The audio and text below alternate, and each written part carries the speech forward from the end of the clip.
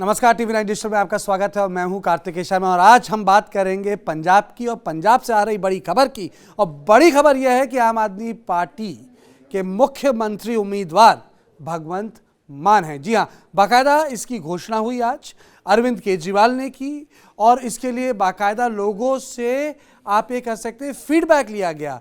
लोगों से पूछा गया कि आप किसको चाहते हैं कि मुख्यमंत्री आपका कौन बने, और इसकी खुद जानकारी लोगों को अरविंद केजरीवाल ने दी।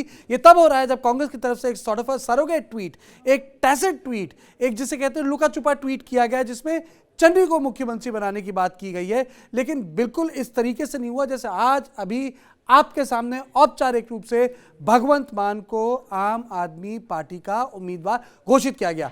इस पूरे मसले पर मेरे साथ जुड़े हैं मेरे सहयोगी ब्रजेश पांडे। लेकिन इससे पहले मैं ब्रजेश के पास जाऊं, पूछो कि भगवंत मान कौन है, आपका भविष्य क्या है, टक्कर कौन दे रहा है कांग्रेस पार्टी को। पहले सुनते हैं कि अरविंद केजरीवाल ने घोषणा किस अंदाज में की। पिछले हफ्ते हम लोगों ने एक फोन नंबर जारी किया और हमने कहा आप कॉलिंग कर सकते हो, आप व्हाट्सएप मैसेज भेज सकते हो, आप एसएमएस भेज सकते हो। तो हमारे पास 21,59,437 में रिस्पॉन्स आए। लगभग 21,59,437 लोगों ने अपने रिस्पॉन्स दिए। तो एक चीज तो सारे सर्वे भी ये दिखा रहे हैं और माहौल भी ये बता रहा है कि आम आदमी पार्टी की सरकार बनने जा रही है। तो जो सीएम चेहरा अब ऐलान होगा वो एक तरह से पंजाब का अगला सीएम बनने जा रहा है। तो पंजाब के लोगों ने अपना अगला सीएम किसे चुना है, ये जो 21,59,000 वोट आए, जो लोगों ने अपने रिस्पॉन्स दिए, उसमें कई लोगों ने मेरा नाम डाल दिया। मैंने शुरू में ही कह दिया था भी मैं रेस में नहीं हूं। तो उन वोट्स को हमने इनवैलिड डिक्लेयर कर दिया। जिसने कहा भाई अरविंद केजरीवाल, उसको हमने साइड कर दिया। उन सारे वोट्स को जो बचे उसमें 93.3% लोगों ने सरदार भगवंत मान का नाम लिया। चलिए, सरदार भगवंत मान का नाम लिया, लेकिन भगवंत मान खुद क्या बोल रहे हैं वो सुनिए। वो भी प्रेस कॉन्फ्रेंस कर रहे हैं। मेरी माता जी और मेरी छोटी भैन मनप्रीत, सब तो पहला तो मैं सारिਆਂ ਨੂੰ प्यार भरी सत श्री अकाल, सत श्री अकाल, नमस्कार, नमस्ते, वाहिगुरू जी का खालसा, वाहिगुरू जी की फतेह। अज पंजाब ਲਈ एक बहुत ਵੱਡਾ दिन है। जिस तरह सीएम साहब ने कहा, बड़ी देर तो ਤੁਹਾਡੇ भी क्वेश्चन उठ रहे सी कि कौन अगे आऊगा, कौन अगे आऊगा। मैं हमेशा ही कहता सी कि मैं तो सिपाही हाँ, मेरी ड्यूटी तो चाहे कंधा ते पोस्टर चिपकाउण दी लाती जावे, मैं पोस्टर चिपका दूंगा, पर बशर्ते कि मेरा पंजाब ठीक कर दो।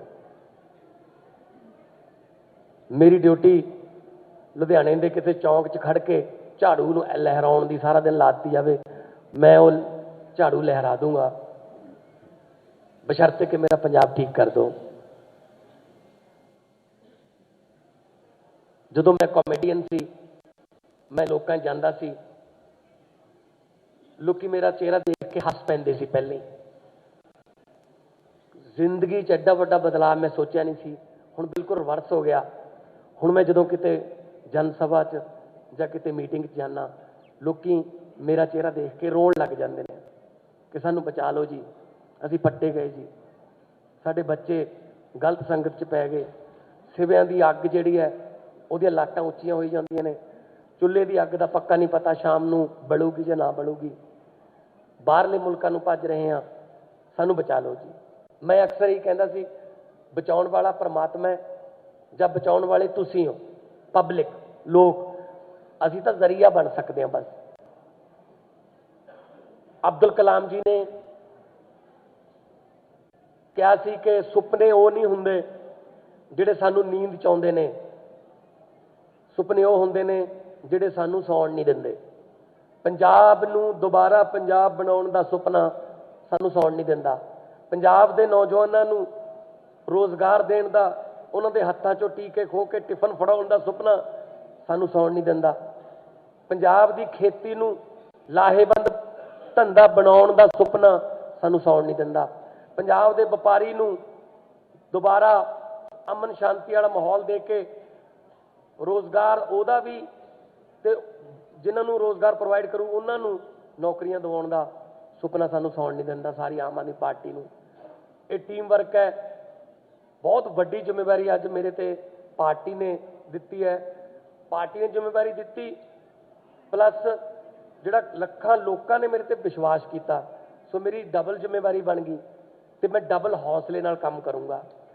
ਜਿੱਥੇ ਵੀ ਪੰਜਾਬ ਵਾਸਤੇ ਲੋੜ ਹੋਈ, ਪਹਿਲਾਂ ਹੀ ਅਸੀਂ ਤਾਂ ਸੌਂਦੇ ਨਹੀਂ, ਅਸੀਂ ਤਾਂ ਪਹਿਲਾਂ ਹੀ ਦਿਨ ਰਾਤ ਇਸੇ ਕੰਮ ਤੇ ਲੱਗੇ ਹੋਏ ਹਾਂ। ਜੇ ਸੱਤਾ ਦਾ, ਜੇ ਹਰੇ ਰੰਗ ਦਾ ਪੈਨ ਪੰਜਾਬ ਨੂੰ ਸੁਧਾਰਨ ਵਾਲਾ, ਲੋਕਾਂ ਦੀਆਂ ਜ਼ਿੰਦਗੀਆਂ 'ਚ ਫਰਕ ਲਿਆਉਣ ਵਾਲਾ, ਉਹਨਾਂ ਦਾ ਜੀਵਨ ਪੱਧਰ ਉੱਤੇ ਚੱਕਣ ਵਾਲਾ ਜੇ ਪੈਨ ਸਾਡੇ ਹੱਥ 'ਚ ਆਇਆ ਤਾਂ ਮੈਂ ਤੁਹਾਨੂੰ ਯਕੀਨ ਦਿਵਾਉਣਾ, ਅੱਜ ਕਰੋੜਾਂ ਲੋਕ ਦੇਖ ਰਹੇ ਹੋਣਗੇ ਕਿ ਉਹ ਪੈਨ ਹਮੇਸ਼ਾ ਲੋੜਵੰਦਾਂ ਦੇ ਹੱਕ 'ਚ ਚੱਲੂਗਾ, ਗਰੀਬਾਂ ਦੇ ਹੱਕ 'ਚ ਚੱਲੂਗਾ। ਉਹ ਕਿਸੇ ਚੇਲੇ ਚਪਟਿਆਂ ਦੇ ਜਾਂ ਚਮਚਿਆਂ ਦੇ ਹੱਕ 'ਚ ਨਹੀਂ ਚੱਲੂਗਾ, ਉਹ ਲੋਕਾਂ ਦੇ ਹੱਕ 'ਚ ਚੱਲੂਗਾ।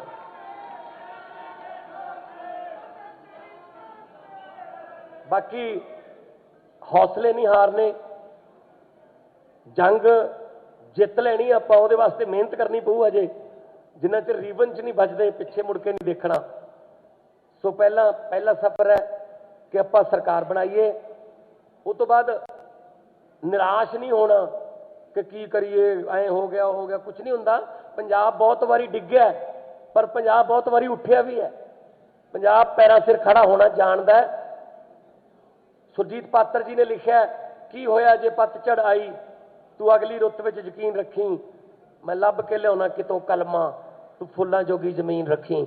ਤੁਸੀਂ ਜ਼ਮੀਨ ਰੱਖਿਓ ਫੁੱਲਾਂ ਜੋਗੀ, ਕਲਮੇ ਲੱਭਾਂਗੇ। ਇਸੇ ਪੰਜਾਬ ਦੀ ਧਰਤੀ ਤੇ ਭੰਗੜੇ ਪੈਂਦੇ ਦਿਖਾਵਾਂਗੇ ਤੁਹਾਨੂੰ, ਇਸੇ ਪੰਜਾਬ ਦੀ ਧਰਤੀ ਤੇ ਗਿੱਧੇ ਪੈਣਗੇ, ਇਸੇ ਪੰਜਾਬ ਦੀ ਧਰਤੀ ਤੇ ਲੋਕ ਖੁਸ਼ ਹੋਣਗੇ। ਜਿੱਥੇ ਹੁਣ ਧਰਨੇ ਨੇ, ਟੈਂਕੀਆਂ ਭਰੀਆਂ ਪਈਆਂ ਨੇ, ਟਾਵਰ ਭਰੇ ਪਏ ਨੇ, ਲੋਕ ਛਾਲਾਂ ਮਾਰੀ ਜਾਂਦੇ, ਜਿਹੜੇ ਨਹਿਰਾਂ ਦੇ ਵਿੱਚ ਆਪਣਾ ਬੇਰੁਜ਼ਗਾਰੀ ਤੋਂ ਤੰਗ ਆ ਕੇ। ਅਸੀਂ ਬਾਹਰਲੇ ਮੁਲਕ ਦੇ ਵਿੱਚ ਜਿਹੜੇ ਜਹਾਜ਼ ਜਾ ਰਹੇ ਨੇ, ਆਈਲੈਟਸ ਕਰਕੇ ਭੱਜ ਰਿਹਾ ਜਿਹੜਾ ਸਾਡਾ ਯੂਥ, ਉਹਨਾਂ ਨੂੰ ਵੀ ਰੋਕਾਂਗੇ, ਕਿਉਂਕਿ ਉਹਨਾਂ ਨੂੰ ਜੇ ਉਹਨਾਂ ਦੀ ਡਿਗਰੀ ਮੁਤਾਬਕ ਇੱਥੇ ਨੌਕਰੀ ਮਿਲ ਜੇ, ਕਿਹਦਾ ਦਿਲ ਕਰਦਾ ਹੈ 7 ਮੁਲਕਾਂ ਦੇ ਵਿੱਚ ਜਿਹੜਾ ਜਾ ਕੇ ਉੱਥੇ ਧੱਕੇ ਖਾਣ ਦਾ। ਸੋ ਪੰਜਾਬ ਨੂੰ ਦੁਬਾਰੇ ਪੰਜਾਬ ਬਣਾਉਣਾ। ਲੰਡਨ, ਕੈਲੀਫੋਰਨੀਆ, ਪੈਰਿਸ ਦੇ ਸੁਪਨੇ ਅਸੀਂ ਬਹੁਤ ਦੇਖ ਚੁੱਕੇ ਹਾਂ, ਸਾਨੂੰ ਸਾਡਾ ਪੰਜਾਬ ਮੋੜ ਦਿਓ। ਮੈਂ ਤੁਹਾਨੂੰ ਇਹੀ ਬੇਨਤੀ ਕਰੂੰਗਾ ਕਿ ਮਿਹਨਤ ਕਰਨੀ ਹੈ।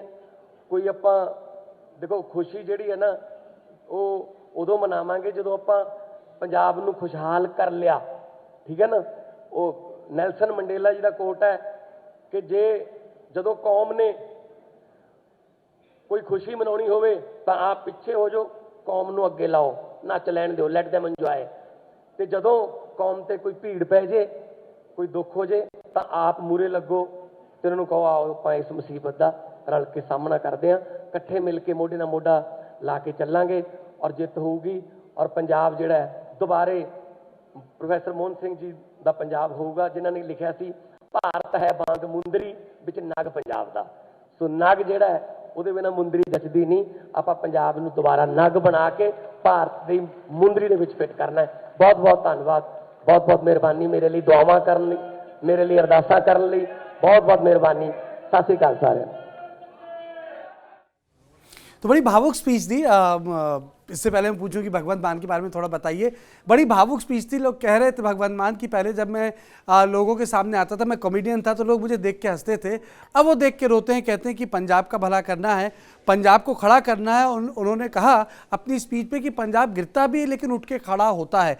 तो इस बार जो भगवंत मान एक थोड़े सीरियस लग रहे थे, एक सीरियस पॉलिटिशियन का वो आउटलुक दे रहे थे। तो मैं चाहूँगा कि आप पहले दर्शकों को बताएं थोड़ा भगवंत मान के बारे में, उनकी हिस्ट्री क्या है और जो उनका मेकओवर हुआ है सीरियस भगवंत मान वाला जो लोग है। देखिए कार्तिकेय 180 डिग्री मेकअप है।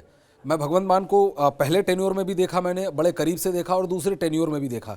भगवंत मान पहले टेन्योर में उतने नॉन सीरियस एमपी के तौर पे जाने जाते थे। आपको कई बार उन्होंने एक बार फेसबुक लाइव कर दिया संसद के अंदर, उसको लेके काफ़ी बवाल मचा और हर चीज़ में एक विटी तरीके से प्रहार करने भी उनकी आदत में शुमार था। और उनकी पर्सनालिटी को लेके कई तरह के विवाद भी थे।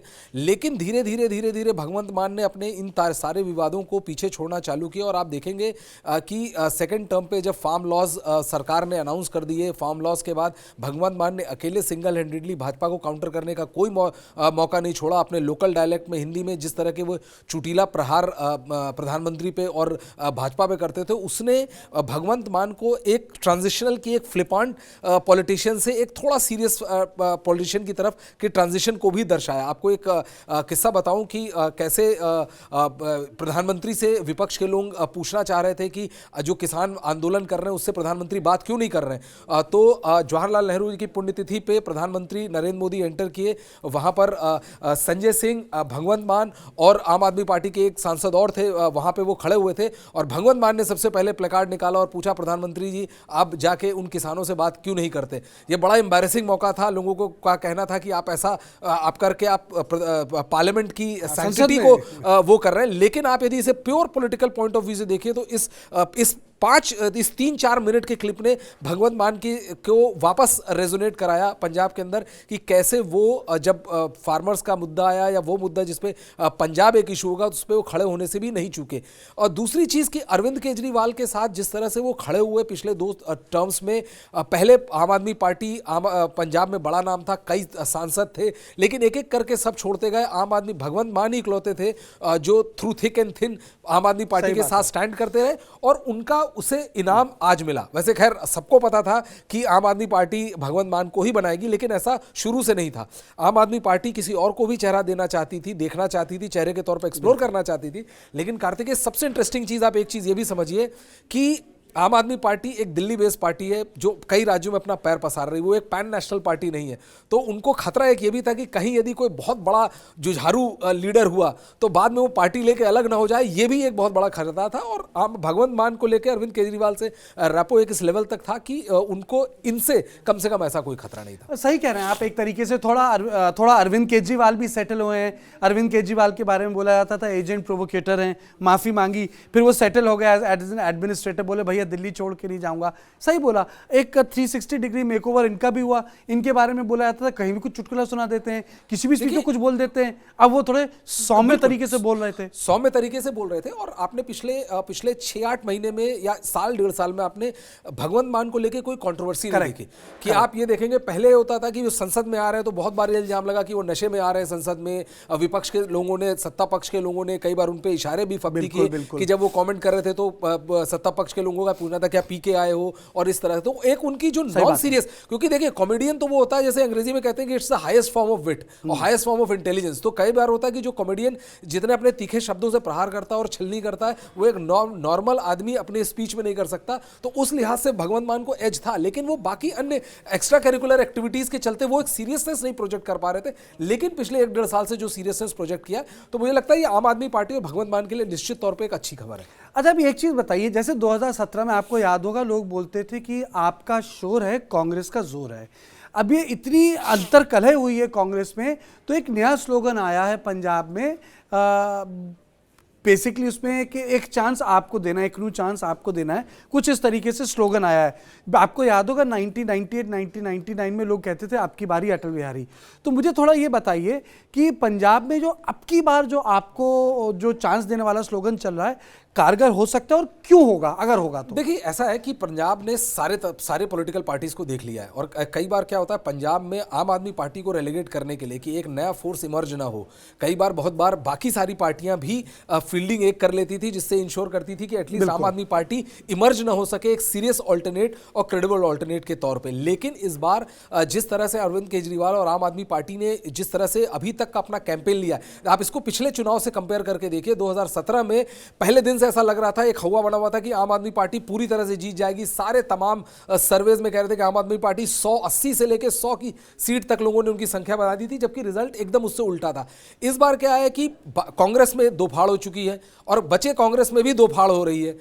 पहले कैप्टन थे, कैप्टन साइड हुए, अब इस टाइम अमरिंदर, अब नवजोत सिंह सिद्धू और चन्नी के बीच दो फाड़ है। कांग्रेस के आला कमान या एक बड़ा वर्ग किसी एक को सपोर्ट कर रहा है, बाकी पार्टी किसी दूसरे को सपोर्ट कर रही है। ऐसे में स्थिति इस वक्त अरविंद केजरीवाल या आम आदमी पार्टी के लिए सबसे मुफीद है कि अरविंद केजरीवाल यदि इसी तरह से या आम आदमी पार्टी करती रही तो कोई बड़ी बात नहीं, अरविंद केजरीवाल या आम आदमी पार्टी पंजाब में सरकार बात तो सही बोली। अगर कोई कंफ्यूज ना हो और कांग्रेस पार्टी को ध्यान से समझने की कोशिश करे पंजाब में तो कंफ्यूज हो जाएगा। वो कंफ्यूजिंग स्थिति है। कल आपने वैसे देखा होगा कांग्रेस पार्टी ने एक ट्वीट को रिट्वीट कर दिया। उसमें अब ऐसा लग रहा है जैसे कि वो शायद भगवंत मान के नाम से पहले चन्नी के नाम को पुश करना चाह रहे हैं। तो आप एक चीज़ बताइए कि इतनी उहापोह हुई, एक ट्वीट करना पड़ा टैसिट रूप से, मतलब जैसे टैसिट को अगर मैं हिंदी में अनुवाद करूं कि कह भी गए बात और बोली भी नहीं, और जिसपे ये बोल रहे हैं कि भाई चन्नी हमारे मुख्यमंत्री है। आपको लगता है ये फाइट चन्नी और मान के बीच होगी? देखिए कई बार एक हमारे यहाँ कहावत है, हिंदी में कहावत है कि आधा छोड़ पूरी को धावे, ना आधा मिले ना पूरी पावे। तो कांग्रेस की स्थिति कमोवेश ऐसी है। रिजल्ट क्या निकलता मैं नहीं जानता, लेकिन जो एक परसेप्शन की लड़ाई है कि आपने चन्नी को बनाया चीफ मिनिस्टरियल कैंडिडेट, सिद्धू सबसे पावरफुल थे, या तो आप उसी वक्त डिसाइड कर लेते कि अगले 2-3 महीने आप एक ईजिली और एक ईज के साथ आप चुनाव के अंदर एंटर करते as a one party unit. आपने चन्नी को बनाया, राहुल गांधी ने उसे कहा कि ये हमारा मास्टर स्ट्रोक है, हमने एक दलित को चेहरा बनाया, तो आपको फिर दलित चेहरे के साथ उतरना चाहिए। लेकिन नवजोत सिंह सिद्धू ने कोई ऐसा मौका नहीं छोड़ा जिसमें बताने के लिए कि भाई आला कमान जो कहता रहे, मुख्यमंत्री मैं ही बनूंगा, ऐसा सिद्धू ने कोई एक मौका नहीं छोड़ा। तो इससे क्या हुआ, दो चीज़ हुई। एक तो आला कमान की क्रेडिबिलिटी का फेस लॉस बहुत तगड़ा हुआ, और दूसरी चीज़ ये साफ दिखाया कि भाई पंजाब कांग्रेस में एका नहीं है, क्योंकि अब सिद्धू लोग भी कंफ्यूज हो गए। लोग कंफ्यूज हो गए। सिद्धू के जो खास जैसे प्रगट सिंह थे और बाकी सारे जो अभी तक सिद्धू के सबसे करीबी माने जा रहे थे, वो सिद्धू से नाराज चल रहे हैं। तो समझ में नहीं आ रहा है कि कौन एग्जैक्टली कांग्रेस का चेहरा होगा। स्लाइड ट्वीट करना ये तब अच्छा लगता है जब आप बहुत पोजिशन ऑफ स्ट्रेंथ में हो या प्रॉब्लम ऑफ प्लेंटी हो आपके पास, कि आप एक पक्ष को नहीं नाराज करना चाहते। लेकिन जहां पर आप एग्जिस्टेंस की लड़ाई लड़ रहे हो वहां प्रॉब्लम ऑफ प्लेंटी नहीं होती, वहां स्लाइड ट्वीट्स नहीं होते, वहां आपके पास क्लैरिटी चाहिए। या तो क्लियर कर दो कि भाई हम दोनों के साथ चुनाव लड़ रहे हैं, जो जीतेगा उसके बाद हम विधायकों के सहमति से हम उसको बना लेंगे, या तो ये क्लियर मैसेज है। अदरवाइज मुझे लगता है इस उहापोह की स्थिति में आम आदमी पार्टी को निश्चित तौर पर फायदा मिलेगा। मैं अपने दर्शकों को बताना चाहूंगा इससे पहले कि मैं क्लोजिंग कमेंट्स लूं कि ये आम आदमी पार्टी को लेके इतना हो हल्ला क्यों होता है। आप समझिए इस बात को कि जहां भी नॉन बीजेपी कोई भी पार्टी अगर आती है जिसके खिलाफ कांग्रेस है, तो कांग्रेस को वापस आना बड़ा मुश्किल हुआ है। और ये इतिहास आप पन्ने खोल के देख लीजिए। 1967 में जब तब डीएमके ने कांग्रेस को हराया था, तो उसके बाद से कांग्रेस नहीं आई। लेफ्ट पार्टीज ने जब कांग्रेस को हरा दिया वेस्ट बंगाल में, तो कांग्रेस वापस नहीं आई। अब आप देखिए कि आंध्र प्रदेश में जगन मोहन रेड्डी हैं और चंद्रशेखर राव बैठे हैं, तब तेलंगाना में वहाँ कांग्रेस का अभी पता नहीं है कि वो किधर है। आप उत्तर प्रदेश देख लीजिए, आप बिहार देख लीजिए, वही मामला है पूरा का पूरा। दिल्ली में क्या हुआ, कांग्रेस पार्टी की पूरी जिसे कहते हैं खिसक कर उसका वोट बैंक आम आदमी पार्टी के पास चला गया। तो अगर पंजाब में ऐसा होता है तो कांग्रेस के लिए बड़ी दिक्कत है। देखिए बीजेपी बड़ी पार्टी नहीं है वहाँ बाकी वो इतना बड़ा प्लेयर नहीं है, पर कांग्रेस जो बड़ा प्लेयर है वो सिमट सकता है। तो जो मैं सवाल आपसे पूछ रहा हूँ, अगर आम आदमी पार्टी आती है तो ये बताइए किन मुद्दों पर आएगी, वो किस पिच पे खेल रही है।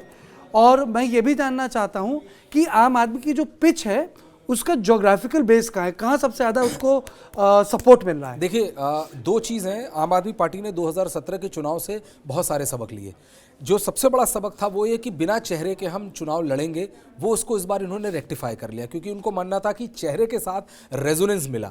दूसरी चीज़ आपने देखा होगा, जिस तरह से 2-3 महीने पहले जिस तरह से मनीष सिसोदिया गए पंजाब और वहाँ उन्होंने चैलेंज किया कि आप आके देखिए हमारे काम को। अरविंद केजरीवाल को लेकर एक हमेशा ऊहापोह की स्थिति बनी रहती थी, कहीं ऐसा तो नहीं कि अरविंद केजरीवाल चुनाव जीतते ही अरविंद केजरीवाल पंजाब के सीएम बन जाएंगे और हमें मतलब एक पंजाबी या एक सरदार पंजाब का सीएम नहीं बनेगा। तो ये 2017 के चुनाव में कुछ कुछ ऐसे मुद्दे थे जिसको लेकर एक अंडर करंट था। लेकिन इसीलिए इस बार अरविंद केजरीवाल ने साफ तौर पे पहला तो ये अनाउंस किया कि मैं यहाँ पे नहीं लड़ूंगा, मैं दिल्ली का ही मुख्यमंत्री रहूंगा, दिल्ली छोड़ के नहीं जाऊंगा। ये 2017 के चुनाव की सबसे बड़ी सीख थी। दूसरी चीज उन्होंने जो आगे जाके बताई कि इस बार हम चुनाव दिल्ली में अपने किए गए कामकाज पे ले रहे हैं, जिसमें शिक्षा सबसे बड़ी चीज है, रोजगार सबसे बड़ी चीज है, हेल्थ सबसे बड़ी चीज है, इंफ्रास्ट्रक्चर सबसे बड़ी चीज है।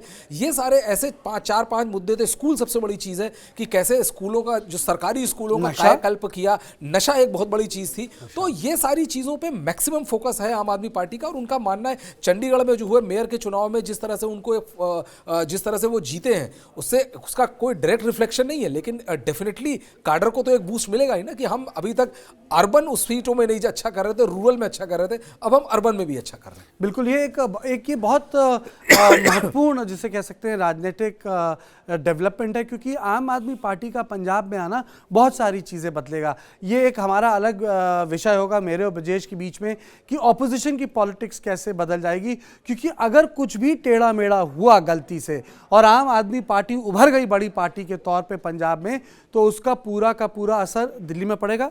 100% दिल्ली में पड़ेगा। आप इसको ऐसे भी समझिए कि यदि आम आदमी पार्टी एक राज्य से 2 राज्य की सरकार में, 2 राज्यों में सरकार बनती, तो पहली बार ऐसा होगा कि पंजाब में एक फुल फ्लेजेड राज्य में आम आदमी पार्टी की सरकार है। इसके अलावा उत्तराखंड और गोवा में जिस तरह से आम आदमी पार्टी लड़ रही है, मैं ये नहीं कह रहा कि वहाँ बहुत ज़्यादा सीटों की संख्या आएगी, लेकिन यदि 2-2 सीट भी आप एक एग्जाम्पल के तौर पर ले लें, 2-2, 3-3 सीट भी ले जाती, तो आम आदमी पार्टी लिटरली एक नेशनल पार्टी के तौर पर अपना दावा पेश कर जाएगी। और बाकी अन्य पार्टी से जो एंटी मोदी, एंटी बीजेपी जो पॉलिटिक्स का रिप्रेजेंटेशन कर रहे हैं, उसमें कांग्रेस के स्टेचर को बहुत बड़ा झटका लगेगा। बिल्कुल, तो ये केवल मामला पंजाब तक सीमित नहीं है, इसका असर दिल्ली में होगा।